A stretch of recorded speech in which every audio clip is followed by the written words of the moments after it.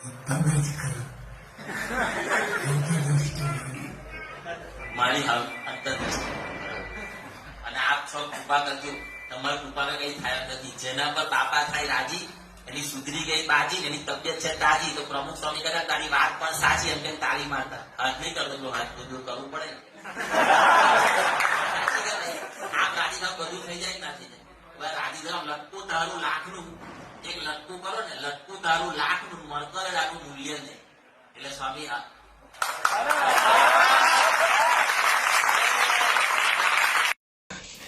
માનની વાત મહારાજ, જો આપણે એવું છે, માન તો બધામાં છે જ, કોઈમાં નથી એવું નથી, અને છેલ્લી કોટીની વાત છે. પણ એનો ખટકો રહે કે મારામાં માન છે, અને ટાળવા પ્રયત્ન કરે તો ભગવાન આગળ લે. પણ જેને એમ થાય કાંઈ નહીં, જેમ તેમ આમ બધું તડફડ કરે, એ વાત મહારાજને માન્ય નથી. કોઈ વાતનો અહંકાર ના રાખો. એટલે તમે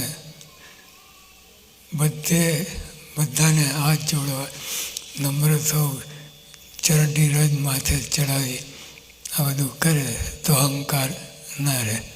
અને દીવ ભાવ હોય તો અહંકાર ના રહે, અભાવ ના રહે, કોઈ વસ્તુ ના રહે. દીવ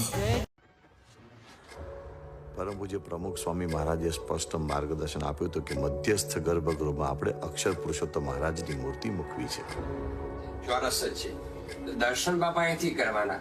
મહારાજની મૂર્તિ અહીંયા હશે અને ગુણાતીતાનંદ સ્વામીની મૂર્તિ હશે. આપણા મનમાં એવું હતું કે આપણે ગાંધીનગર અને દિલ્હી કરતા કંઈક જુદી મૂર્તિ કરવી જોઈએ. અને મોહન સ્વામી વધાર્યા છે એટલે તમને બધાની પ્રેરણા મળી, એટલે કામ સારું થશે. દરેકને એક જ ભેટ આપવા માટે અહીંયા આગળ આવેલા છે, અને એ ભેટ છે ભગવાનની ભેટ. કામ થઈ ગયું, જોઈએ એવું આવી ગયું. કારણ કે સ્વામી મહારાજ પોતે એવા ગુણાતીત સંત છે, એ જ મહારાજને પ્રત્યક્ષ જોતા હોય. એટલે બાપાએ કહ્યું કે આપ તમે એકલા બેસો અને બીજા બધા બારણા બંધ કરી દો.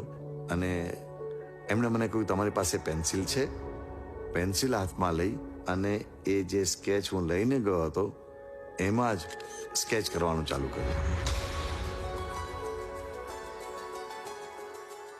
અને આપને રીતસર એમ દેખાય કે શરીરની અંદર વીકનેસ એટલી હતી, બેલેન્સ જાળવવું પણ મુશ્કેલ હતું. પણ એમ સારું થયું તો આનંદ કરી લેવાનો, ખોટું ખરાબ કંઈક થયું તો શીખી લેવાનું કે ભાઈ આ ભૂલ ફરી વખત આપણે કરવાની નથી. બસ આટલું જ બરોબર સેટ થઈ જાય એટલે ગોઠવાયું કહેવાય. અને આટલું ગોઠવાઈ જાય એટલે જીવન સુંદર થઈ જાય. This is called positivity in exercise.